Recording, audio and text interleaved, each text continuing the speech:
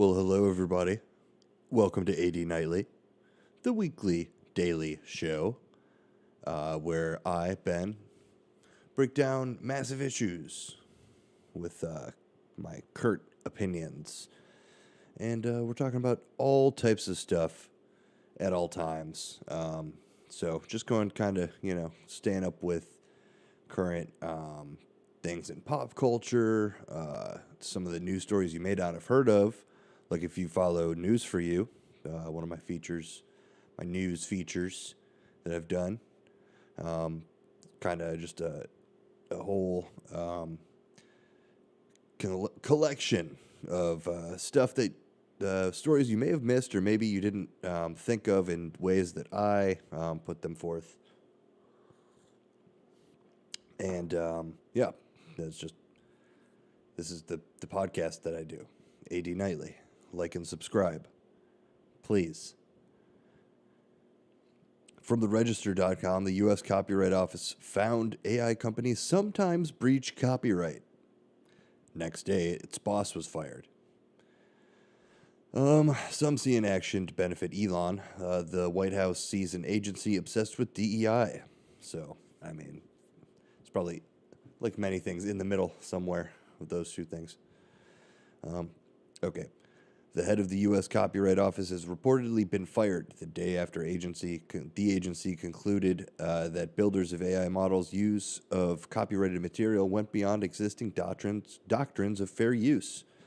The office's opinion on fair use came in a draft of the third party of its report on copyright and artificial intelligence. The first part considered digital replicas, and the second tackled whether it is possible to copyright the output of generative AI. The office published the draft PDF part of Part 3, which addresses the use of copyrighted works in the development of generative AI systems on May 9th. The draft notes the generative AI systems, quote, draw on massive troves of data, including copyrighted works, unquote, and asks, again, quote, do any of the acts involved require the copyright owner's consent or compensation, end quote.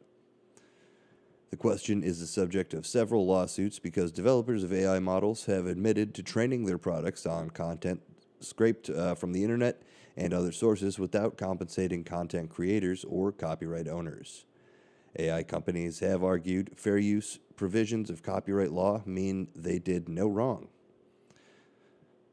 As the report notes, one test courts used to determine fair use considers the effect of the use upon the potential market for or value of the copyrighted work. Okay, so let's read that again. As the report notes, one test courts used to determine fair use considers, quote, the effect of the use upon the potential market for the value of the copyrighted work. If a judge finds an AI company's use of copyrighted material doesn't impact a market value, fair use will apply. The report finds AI companies can sustain a fair use defense in the following circumstances. When a model is deployed for purposes such as analysis or research, the outputs are unlikely to substitute for expressive works used in training. But making commercial use of vast troves of copyrighted works to produce expressive content that competes with them in existing markets, especially when this is accomplished through illegal access, goes beyond established fair use boundaries. The office will soon publish a final version of Part 3 that it expects will emerge, quote, without any substantive changes expected in the analysis or conclusions, end quote. So then we have tech law professor Blake E. Reed described the report as, quote, very bad news for AI companies in litigation and, quote, a straight A ticket loss for the AI companies, end quote. Among the AI companies currently in litigation on copyright matters are Google, Meta, OpenAI, Microsoft. All four made donations to Donald Trump's inauguration fund. Reed's post also pondered the timing of Part 3 report, despite the office saying it was released, quote, in response to congressional inquiries and expressions of interest from stakeholders, and wrote, quote, I continue to wonder speculatively, exclamation mark, if a purge at the Copyright Office is incoming and they felt the need to rush this out. Reed looks prescient as the Trump administration reportedly fired the head of the Copyright Office, Shira Perlmutter, on Saturday. Representative Joe Morell from New York, a Democrat from New York, wrote the termination was, quote, surely no coincidence. He acted less than a day after she refused to rubber stamp Elon Musk's efforts to mine troves of copyrighted work to train AI models. Morell linked the words, quote, she refused to rubber stamp to the Part 3 report discussed above. The remarks about Musk may refer to the billionaire's recent endorsement of Twitter founder Jack Dorsey's desire to, quote, delete all IP law, or the Tesla and SpaceX boss's plans to train his own Grok AI on X users' posts. God, I have opinions, but we're going to read this whole thing. There's another possible explanation for Perlmutter's ousting. The Copyright Office is a department of the Library of Congress whose leader was last week fired on grounds of, quote, quite concerning things that she had done in the pursuit of DEI, diversity, equity, inclusion, and putting in inappropriate books in the library for children, according to the White House press secretary, Caroline Leavitt. So maybe this is just the Trump administration enacting its policy on diversity without regard to the report's possible impact on donors or Elon Musk. A long pause at the end of that article. Okay, so opinions. AI is one of those things a lot of people freak out about, and rightfully so. If not, it's like any machine. If you don't have a good operator for it, then it's liable to go not the way you want it to. It's bad.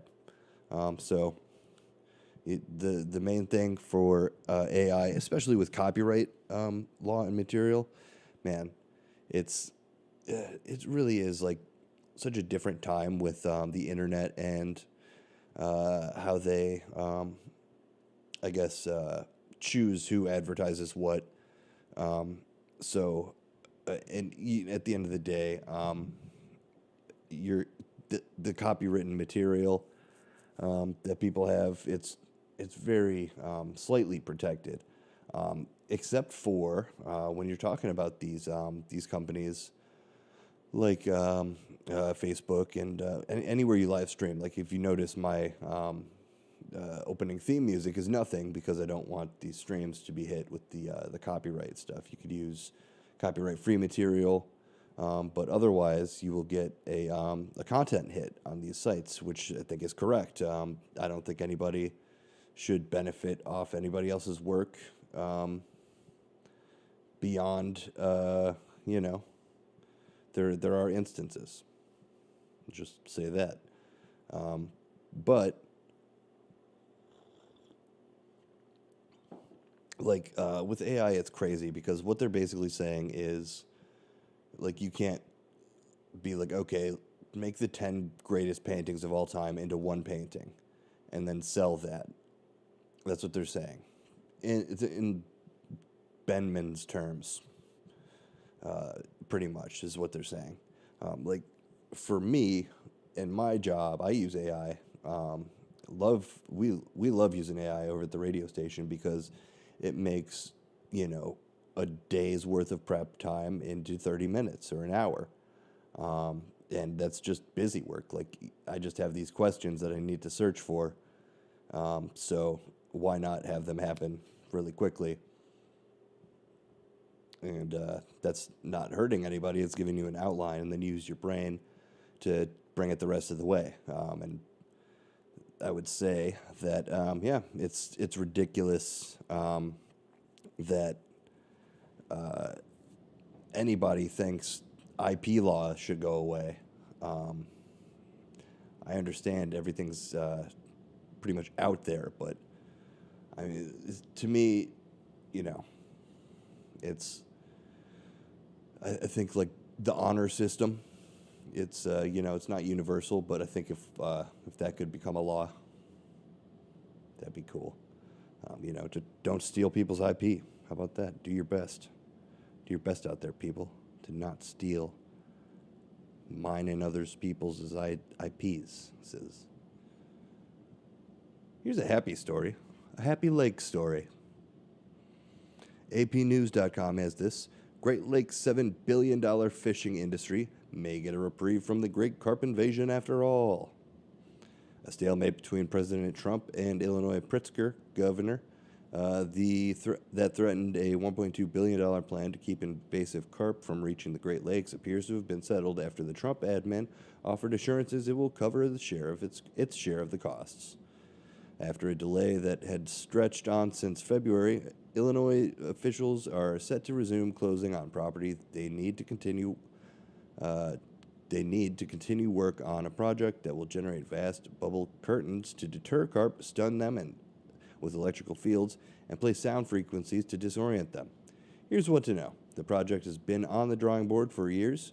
The U.S. Army Corps of Engineers, along with state officials in Illinois and Michigan, have planned since 2020 to install a gauntlet of technologies in the Des Plaines River near the Joliet area in Illinois to deter invasive carp from entering Lake Michigan. The Corps and the state signed a deal in 2024 to work together with the project using $226 million allocated through the bipartisan infrastructure law and elements of the Water Resources Development Act adopted last year. Call for the federal government to cover 90% of the operating and maintenance costs. So that happened. Find the rest of this article at apnews.com. So cool. I mean, come together for the carp. I like to see it. It's really nice to see these W's for ecology. And let's just leave it at that.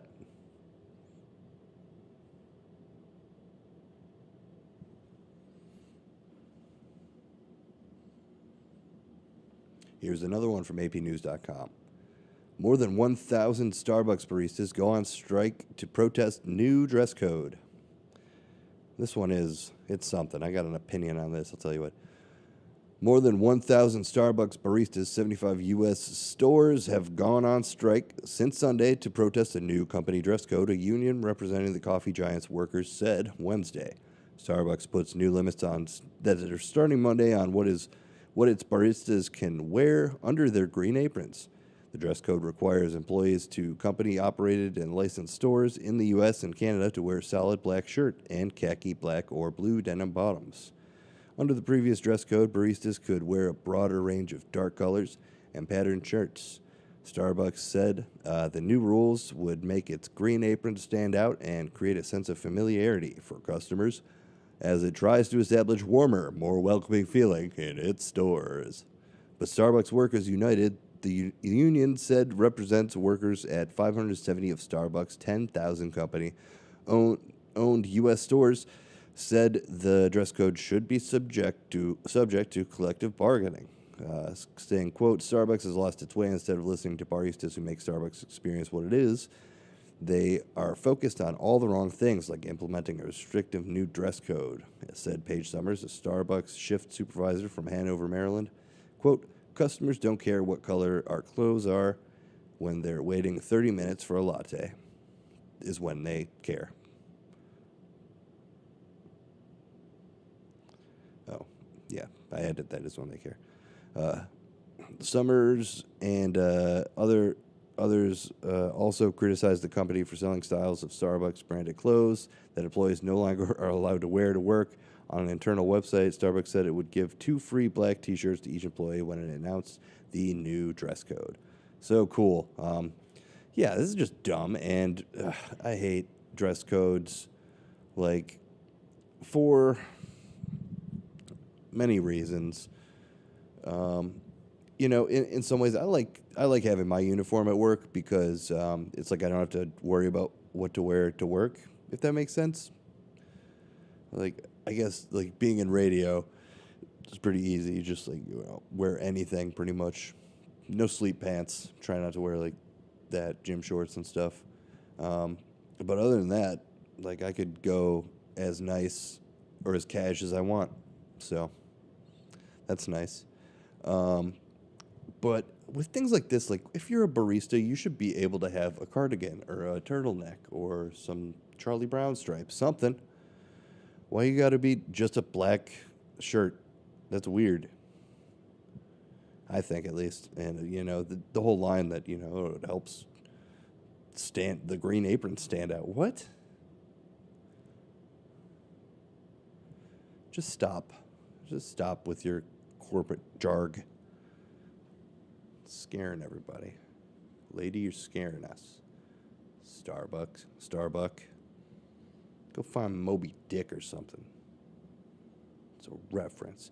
Okay, last story here. BBC. Uruguay's Jose Mujica, the world's, quote, poorest president, has died. So the ex-guerrilla who governed Uruguay from 2010 to 2015 was known as the world's, quote, poorest president because of his modest lifestyle. Current President Yamadi Orsi announced his predecessor's death on X, writing, "Thank you for everything you gave us and your deep love for your people."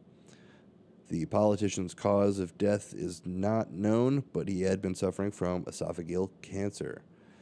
Because of the simple way he lived as president, his criticism of consumerism and the social reforms he promoted, which, among other things, meant Uruguay became the first country to legalize the recreational use of marijuana, Mujica became a well-known political figure in Latin America and beyond. His global popularity is unusual for a president of Uruguay, country with just 3.4 million inhabitants, where his legacy has also generated some controversy. In fact, even though many tended to see Mujica as someone outside the political class, that was not the case. He said his passion for politics, as well as for books and working the land, was passed on to him by his mother, who raised him in a middle-class home in Montevideo, the capital city. As a young man, Mujica was a member of the National Party, one of Uruguay's traditional political forces, which later became the center-right opposition to his government. In the 1960s, he helped set up the Tupamaros Liberation Movement. There's just a bunch of stuff. I mean, learn all about. I'm not gonna front like I know everything about this guy, but so yeah. Check that out. Look into the history of Jose Mujica, the world's poorest president. And yeah, I'm sure it's an interesting story. It'd probably be like a movie someday or something like that. And yeah, I have like opinions on this, I guess. Yeah, I don't know. I guess it just goes to show that, you know, people and places are different. Things sometimes stay the same. Uruguay's probably cool. Go visit that. But yeah, it is Wednesday, my dudes. Tomorrow's Thursday, where we'll be back talking about whatever's gone on in the news cycle, or maybe some fun stuff. Who knows? It's supposed to be nice. So, either way, thank you everybody for listening, tuning in, like, subscribe, download the pod chat, and